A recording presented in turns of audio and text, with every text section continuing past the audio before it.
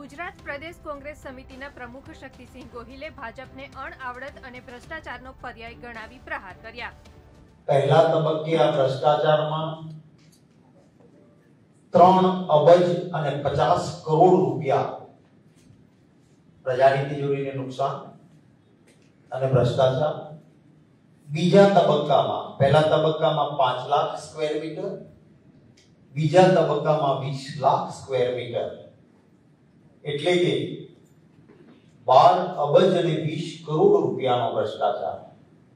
થોડી આંકડાકીય માહિતી છે, ટ્વીટના મિત્રોને હું રિટર્નમાં પ્રેસ નોટ પણ આપીશ, એટલે આપણે કદાચ લખવાની તકલીફ નહીં હોય તો પણ ચાલે। એનો ભ્રષ્ટાચાર થયો છે। ભારતીય જનતા પાર્ટીએ ચૂંટણી સમયે કહ્યું હતું, ભરોસાની ભાજપ। આ સિલસિલાબંધ હકીકતો પછી ને વારંવાર આવતી આ બાબતો પછી કહેવું પડે કે ભરોસાની ભાજપ નહીં, ભ્રષ્ટાચારની ભાજપ।